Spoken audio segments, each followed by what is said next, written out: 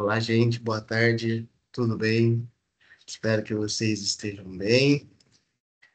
Vou ajeitar as coisas aqui na tela aqui para eu conseguir usar. Espero que vocês estejam me vendo, me ouvindo.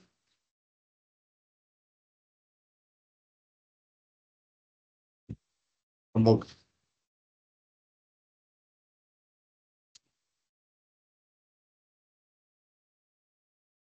Bem, hoje é revisão para P2, né? A última monitoria do ano, a minha última monitoria também como monitor, né?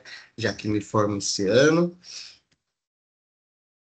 E hoje nós vamos fazer uma revisão para P2. Vocês já fizeram uma um pouco mais cedo com o Richard, né? A gente vai revisar basicamente as últimas matérias que vocês tiveram, as últimas unidades que vocês tiveram, que são as que têm mais tendência, mais chance de cair na prova, né?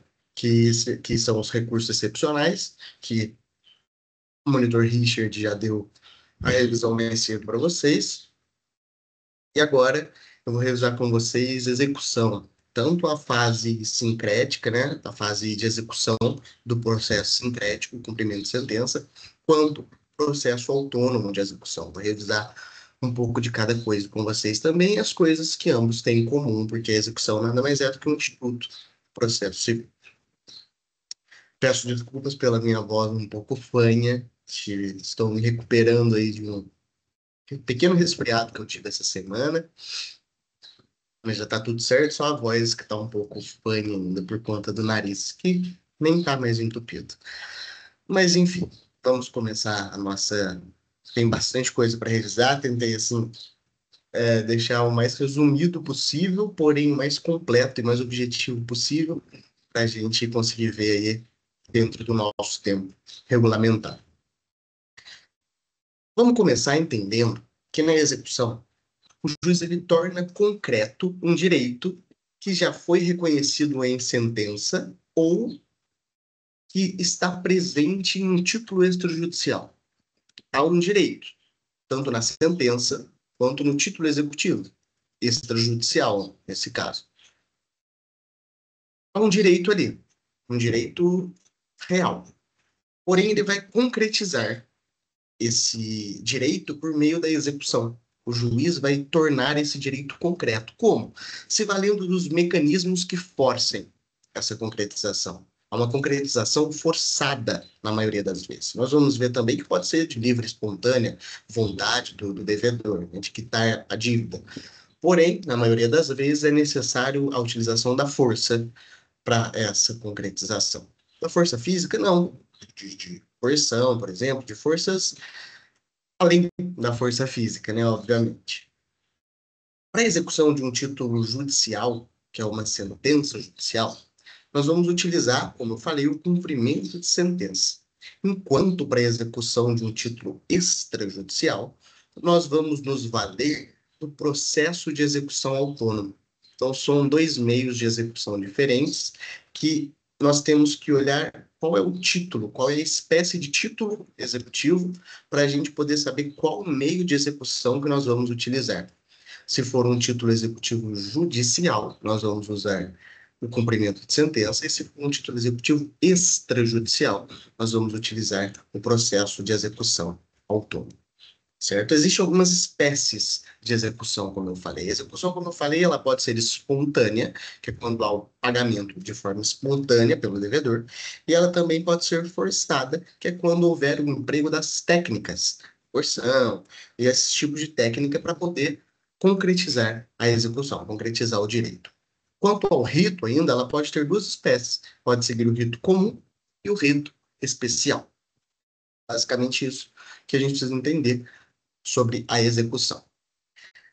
Assim como toda parte do processo civil, dos processos em geral, o direito em si, existem alguns princípios.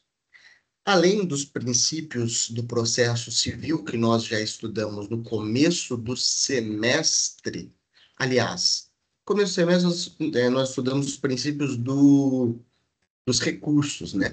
Mas lá no começo do primeiro semestre desse ano, lá no comecinho do ano, a gente estudou os princípios gerais do processo civil. Além de todos esses princípios que a gente já viu, tem alguns princípios que eles são peculiares da execução. Apenas a execução tem.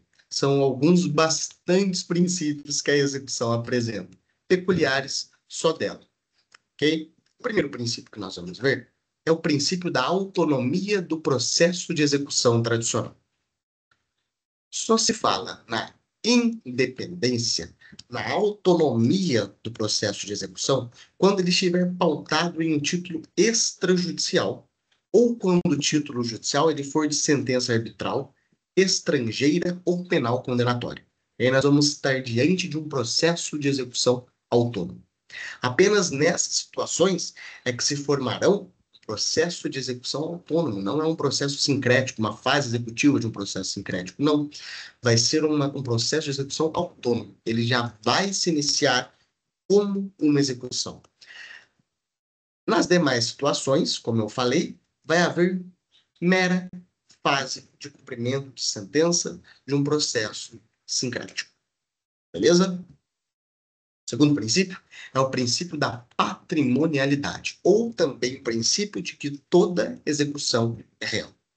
O artigo 789 do CPC, ele determina que o devedor ele responde por suas obrigações apenas com os seus bens, e não com a sua pessoa. Beleza? Já houve tempo em que a pessoa do devedor ela sofria com o pagamento da dívida. Hoje não é mais possível a coação física de ninguém, exceto do devedor de alimentos, que pode ser preso civilmente. A única prisão civil presente no nosso ordenamento jurídico é a prisão por dívida de alimentos. A única, ok?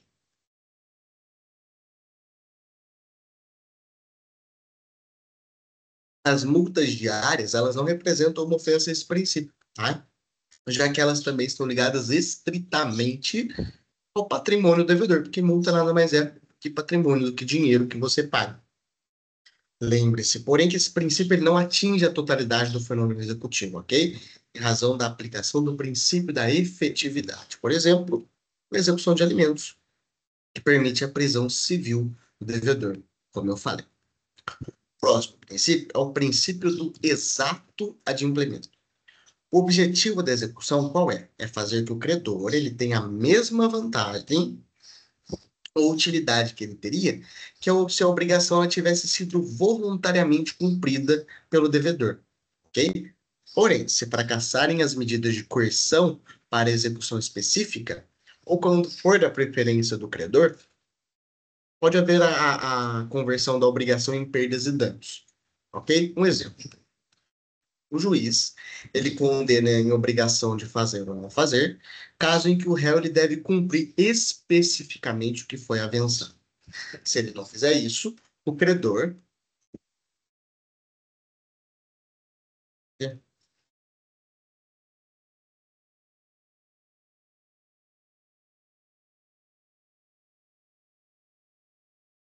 O credor ele pode requerer a utilização de mecanismos de subrogação, se for possível, ou de coerção de maneira a pressionar o devedor. Se a obrigação ela for fungível, é possível determinar que ela seja cumprida às custas do devedor. Pode ser impostos meios de coerção para que o próprio devedor o faça.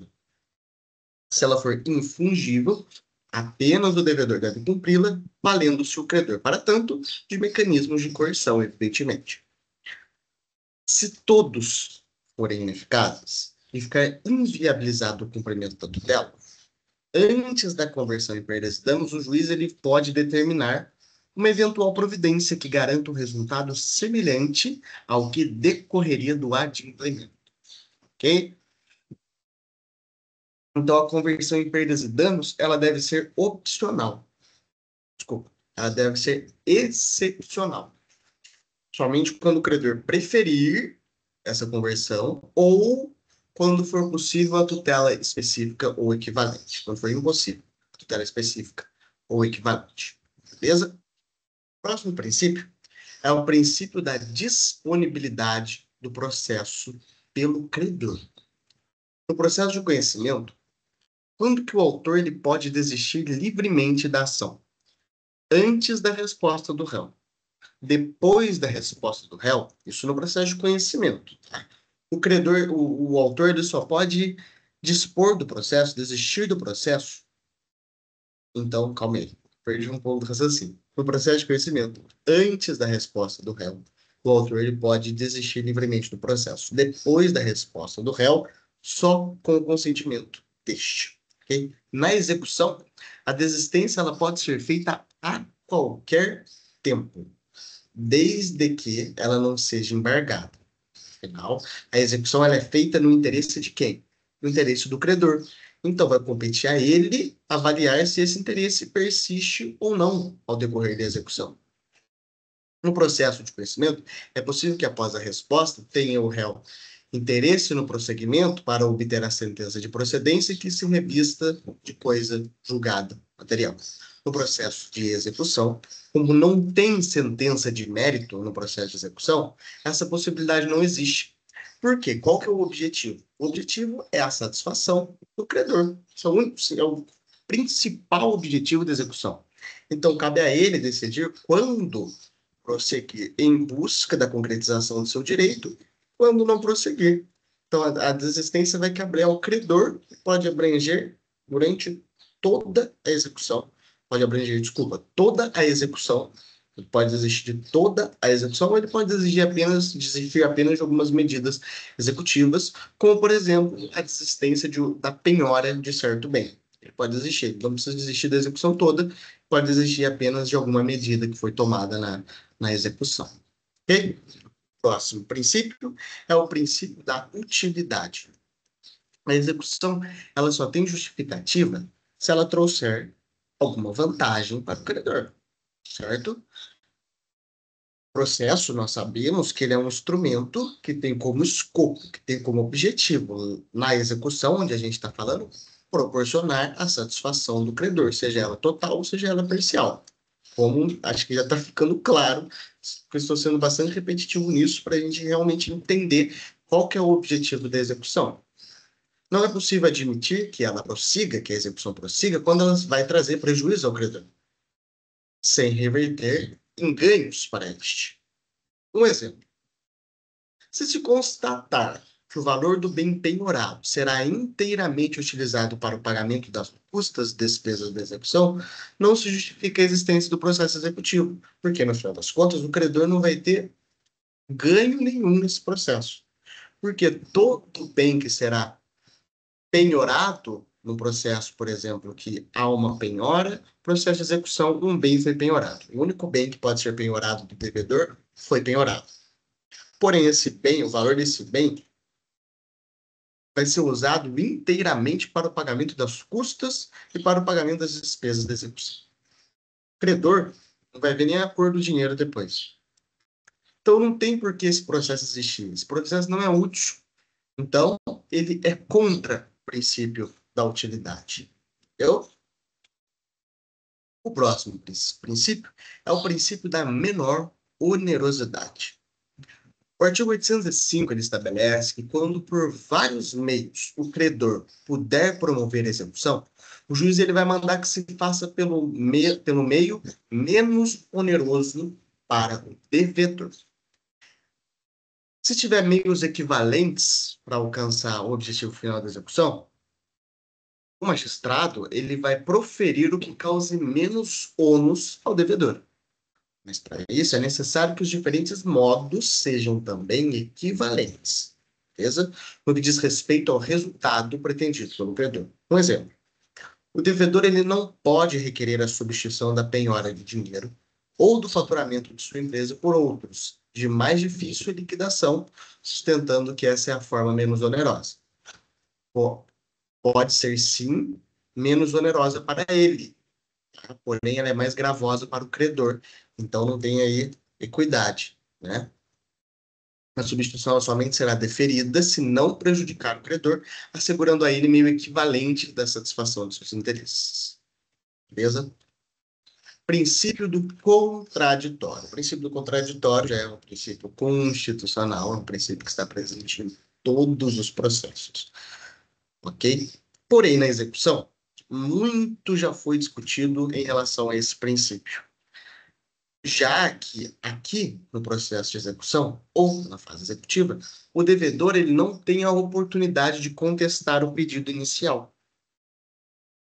Isso foi levantado inicialmente parte da doutrina se manifestar pela inexistência do contraditório, sob o argumento de que o juiz ele não ouve as ponderações das duas partes, mas se limita a determinar as providências necessárias para o constante ali naquele título executivo, seja ele judicial, seja ele extrajudicial. A defesa eventual do devedor ela fica restrita aos embargos que têm natureza de processo de conhecimento, não existindo na execução nenhum ato destinado à formação do convencimento do juiz.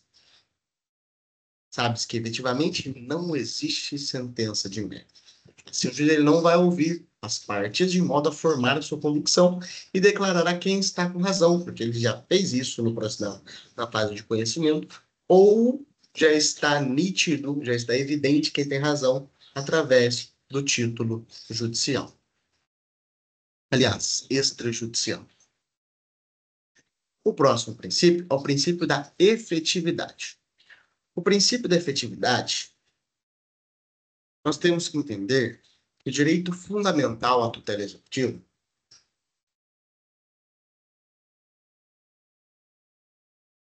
ela garante que uma decisão judicial não só reconheça o direito como é feito na fase de conhecimento, mas também que o faça cumprir de maneira efetiva. A tutela executiva, então, além de conhecer quem tem razão, tem que concretizar o direito de quem tem a razão.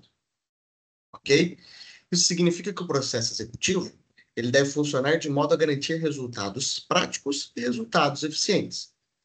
Nós temos que destacar três pontos principais nesse princípio aqui, no princípio da efetividade. O primeiro é a interpretação das normas.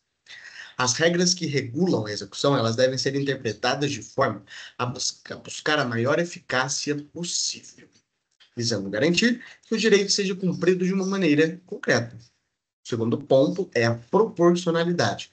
O juiz ele pode deixar de aplicar uma norma que limite os meios executivos, quando essa limitação ela não se justifica com base na proteção de outro direito fundamental. E o terceiro é o papel do juiz na execução. O juiz ele tem o dever na execução de adotar todas as medidas que forem necessárias para assegurar a execução completa. E como ele vai fazer isso? Utilizando os meios que forem necessários para garantir a efetividade do direito. Ok? O próximo princípio é o princípio da tipicidade. Tem bastante princípios. Acredito que está acabando. Deixa eu ver quantos faltam. 1, 2, 3, 4, 5, 6. Faltam 6 princípios. Estamos no princípio da tipicidade. A ideia inicial era que ela, segundo o juiz, ele só poderia proceder à execução valendo-se de meios executivos tipicamente previstos na lei, na legislação. Mas hoje, o princípio da tipicidade ele vem cedendo um espaço ao chamado princípio da concentração dos poderes de execução do juiz. O que quer dizer que existe uma espécie de poder geral de efetivação que permite ao juiz se valer dos meios executivos que considerar mais adequados para aquele caso concreto. No Brasil, há uma previsão expressa que garante a atipicidade dos meios executivos e a efetivação das obrigações de fazer, não fazer e dar coisa distinta de dinheiro. É o artigo 536 que consagra o mencionado poder geral de efetivação.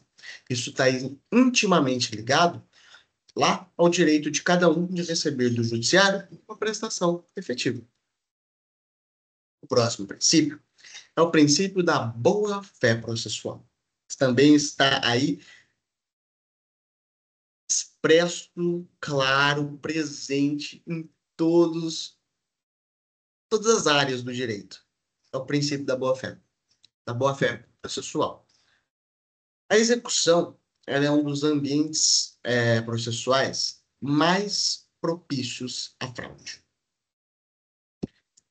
Por quê? Porque ela consiste em um campo fértil para a aplicação do princípio da boa-fé processual. Ok? O princípio da boa-fé, ele está no artigo 77, que me permitam ler rapidinho para vocês aqui. que, além de outros previstos neste Código, são deveres das partes, de seus procuradores e de todos aqueles que de qualquer forma participem do processo. 1. Expor os fatos em juízo conforme a verdade. 2. Não formular pretensão ou de apresentar defesa quando cientes de que são destituídas de fundamento. 3. Não produzir provas e não praticar atos inúteis ou desnecessários à declaração ou à defesa do direito. 4. Cumprir com exatidão as decisões jurisdicionais de natureza provisória ou final, e não criar embaraço da sua efetivação. 5. Declinar, no primeiro momento que lhes couber falar nos autos, o endereço residencial ou profissional onde receberão intimações, atualizando essa informação sempre que ocorrer qualquer modificação temporária ou definitiva. 6. Não praticar inovação ilegal no estado de fato do bem ou direito litigioso. E 7. Informar e manter atualizados seus dados cadastrais perante os órgãos do Poder Judiciário. E, no caso do parágrafo 6º do artigo 246 deste Código, da administração tributária para recebimento de citações e intimações. Próximo princípio é o princípio da cooperação. O princípio da cooperação é um princípio que pode ser extraído de dois outros princípios: o princípio do contraditório e o princípio da boa-fé.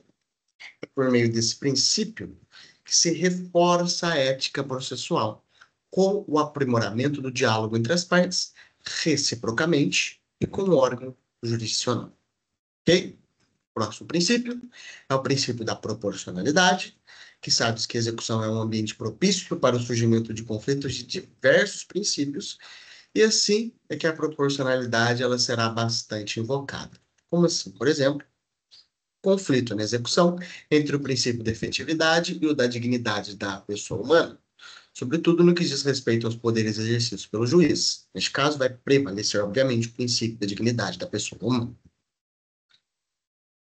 Princípio da adequação. É por meio desse princípio que o órgão jurisdicional ele vai identificar a medida executiva adequada às peculiaridades do caso concreto.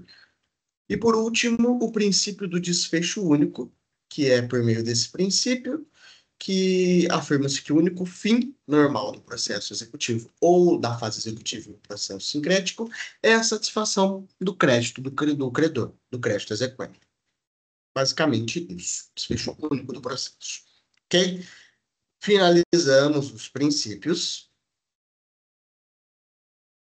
Finalizamos os princípios. E agora nós vamos entender um pouquinho a diferença entre os atos executivos e os atos cognitivos. Enquanto os atos cognitivos, eles são aqueles tomados na fase cognitiva do processo, no processo de conhecimento, eles não alteram a realidade sensível do processo, ok? Eles simplesmente afastam incertezas que recaem sobre os direitos adquiridos. O juiz, então, através desses atos de cognição, ele vai formar o seu convencimento e vai declarar por meio da sentença quem tem razão naquele processo. Enquanto nos atos executivos, eles são emanados pelo juiz, são cumpridos por um oficial de justiça, com a única e exclusiva finalidade de satisfação do credor. Beleza? Porque o convencimento do juiz já está realizado na sentença. No caso de processo sincrético, e o direito está claro no caso de processo de execução autônoma.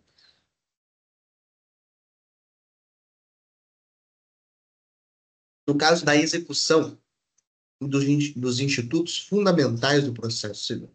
Primeiro, nós vamos entender em relação à relação de execução e jurisdição.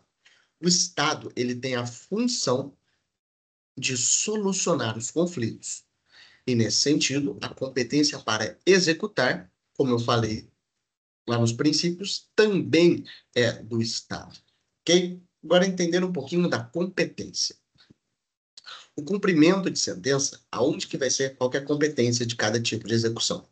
O cumprimento de sentença ele deve ser requerido aos tribunais, nos casos de sua competência originária, ou ao juízo que decidiu a causa no primeiro grau, ou ao juízo civil competente, nos casos de execução de sentença penal condenatória, sentença arbitral ou sentença estrangeira. O artigo 516, parágrafo único do CPC, ele trouxe importante flexibilização quanto ao foro da execução. O credor ele pode optar por 4 foros concorrentes. Opção do credor. Esses 4 foros ele pode optar.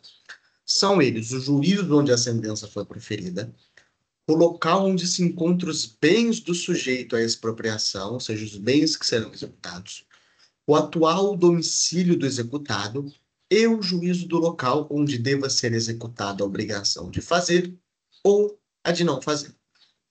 Caso o exequente propuser em outro foro, ok, diferente desses 4 que eu falei, o juiz ele vai determinar a remessa dos autos de ofício ao juízo que proferiu a sentença. Aí o autor não vai ter mais a opção de escolher, ok?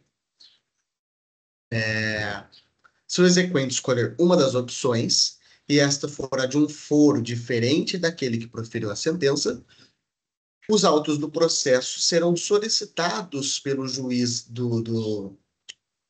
onde foi protocolada a execução ao juízo de origem, beleza? E este só vai poder recusar a entrega desses autos se for verificado que não foi cumprido os requisitos lá do artigo 516, que eu mencionei anteriormente. Na execução de alimentos, além desses 4 foros concorrentes que eu falei, o credor ele ainda pode optar por ingressar com a execução no foro do seu próprio domicílio, ok? A sentença arbitral, por sua vez, ela não está mais sujeita à homologação. Então, a competência para execução será do foro onde foi realizada a arbitragem. A sentença penal condenatória transitada em julgado, ela vai ser executada perante o juízo cível competente. A regra geral é o foro do domicílio do autor ou do local do delito. A sentença estrangeira deve ser homologada pelo STJ para ter força executiva. Tá? Então, a sentença estrangeira homologada pelo STJ, ela vai ser executada na primeira instância da Justiça Federal, não é da Justiça Comum, é da primeira instância da Justiça Federal. Em caso de títulos extrajudiciais, não havendo foro de eleição no título extrajudicial, a competência ela vai ser do foro do domicílio do executado ou de onde os bens estiverem situados. Se o executado ele tiver mais de um domicílio, pode ser demandado em qualquer um dos domicílios do executado. Se ele não tiver um domicílio certo, um domicílio conhecido, ele poderá ser demandado no local em que for encontrado ou no domicílio do exequente. Ok? Desculpa.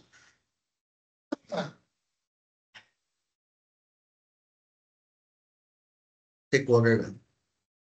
Numa execução hipotecária, aplica-se a regra geral, seja no foro do domicílio do executado ou onde os bens estiverem situados. No caso da execução fiscal, vai ser no foro do domicílio do réu, se ele não tiver, e no foro da sua residência ou de onde for encontrar.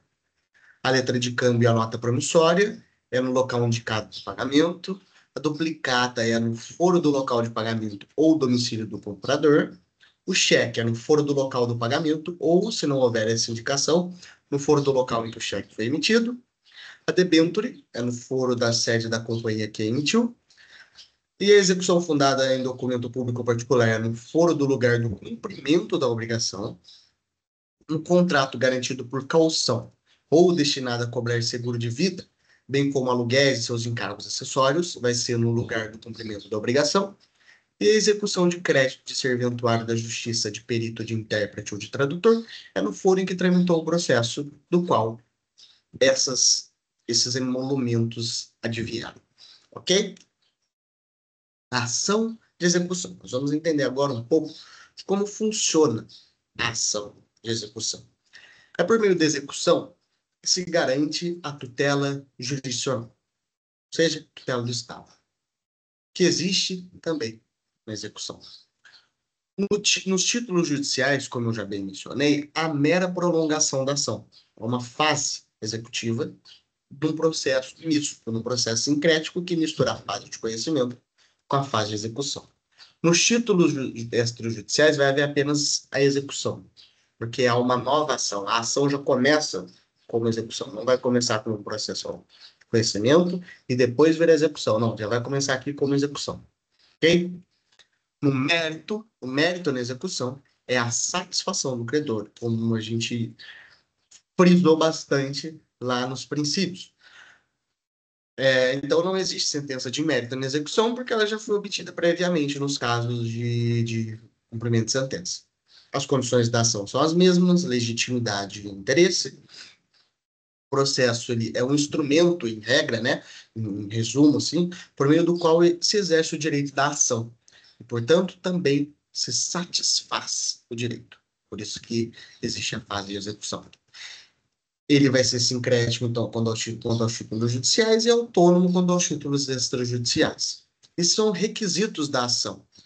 Para haver ação de execução, tem que haver, primeiro, um título, seja ele judicial ou extrajudicial, e o inadimplemento desse título. Bastou esses dois requisitos, pode ingressar com uma ação ou com o cumprimento de sentença. Quanto ao local, ao lugar de pagamento, ele pode ser coesível e pode ser portável. Coesível é se ele ocorrer junto ao devedor e portável é se ele ocorrer junto ao credor. Beleza? O título executivo ele é o documento que comprova a dívida, sendo ainda o ato que desencadeia a execução, e deve traduzir em uma obrigação certa quanto ao que se deve, líquida, quanto se deve, e exigível, que pode ser exigido em juízo. Okay? Então, a obrigação deve ser certa quanto ao que se deve, o que se deve. Por exemplo, dinheiro. Deve-se dinheiro. Líquida, quanto de dinheiro? A 30 mil reais.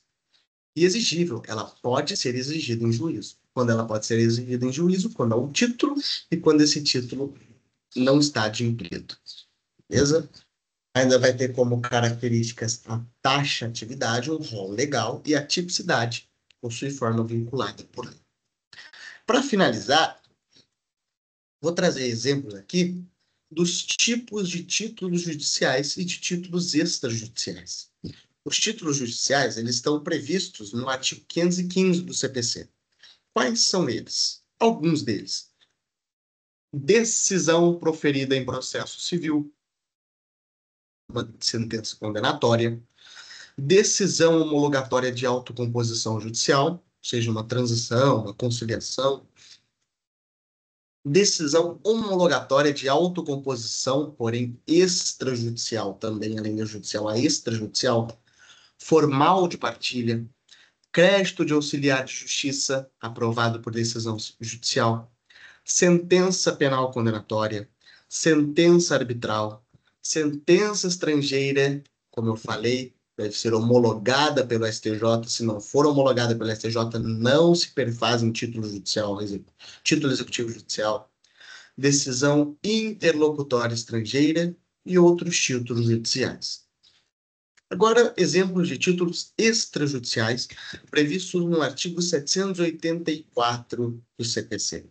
São os títulos de crédito, a escritura pública ou outro documento público assinado pelo devedor, o documento particular assinado pelo devedor e por duas testemunhas, se tiver assinado só pelo devedor, não se faz título executivo, ok? Instrumento de transação referendado pelo Ministério Público, pela Defensoria Pública, pela Advocacia Pública, pelos advogados dos transatores ou por conciliador ou mediador credenciado por tribunal. Contrato garantido por hipoteca, penhor, anticrédito ou outro direito real de garantia, e aquele também garantido por caução. O contrato de seguro de vida em caso de morte. Crédito decorrente de foro laudêmio. Crédito decorrente de aluguel. Contribuições de condomínio. Certidão de valores de contrato e outros títulos executivos extrajudiciais. Enfim, a nossa revisão foi essa, ok? Terminamos a nossa revisão de execução. Espero que eu tenha ajudado, espero que tenha ficado claro. Espero que eu tenha ajudado não somente hoje, mas que eu tenha ajudado em todo esse semestre, no semestre anterior. Esse ano eu passei inteiro com vocês, desde o primeiro semestre desse ano, desde o comecinho do ano até agora no final. Eu e o Richard também, nós dois, a dupla de monitores desse ano de processo. Ficamos aí com vocês. Espero que tenhamos ajudado bastante vocês, que possamos ter ajudado, ter contribuído com os estudos, com o conhecimento de vocês. Foi um prazer também. Falo por mim, mas acho que também posso falar pelo Richard. Foi assim um prazer inenarrável lecionar para vocês nesse semestre, nessas aulas de revisão, as questões, ter ajudado vocês. Vocês, poucas pessoas entram ao vivo, né? Mas bastante pessoa assiste no YouTube depois gravado. Então, assim, agradeço a vocês que tiveram paciência conosco, que gostaram das nossas aulas.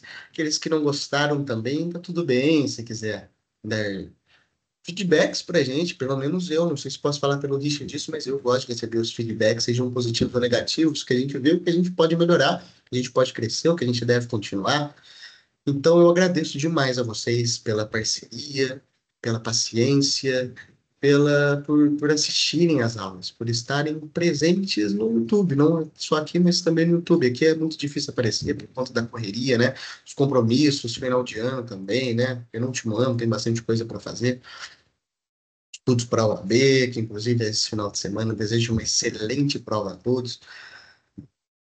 Agradeço, só tenho a agradecer a vocês, tá bom? Pelas pessoas que compareceram nas nossas revisões presenciais durante a prova integrada, agradeço demais. Contem sempre conosco. Até o ano que vem, quando não for mais monitor de vocês, contem comigo para ajuda em matéria, em faculdade, material, em estudos, para concurso, para OAB. Contem comigo. Vocês têm meu número aí no grupo, podem salvar para quando vocês precisarem, podem me chamar para tirar dúvidas, para ajudar com perguntas, conselhos, qualquer coisa do tipo. Bom, agradeço demais a vocês. Hoje foi o nosso último encontro para a prova, para revisão para P2. Semana que vem não teremos mais. É isso, agradeço demais. Foi um prazer inenarrável, um prazer muito grande ajudar vocês durante todos esses meses, né, desse ano. Também aprendi muito com vocês, cresci demais, né? Comecei lá com bastante vergonha de abrir a câmera aqui, de falar com vocês, mas hoje muito mais desenvolto. Agradeço então, obrigado pela paciência, espero que vocês consigam bem na prova. Desejo muito sucesso para vocês, muito sucesso, não só hoje, não só na prova, mas em toda a vida de vocês, toda a faculdade, que vocês forem fazer na vida de vocês. Bom, é isso, um abraço, fiquem com Deus. Tchau, tchau.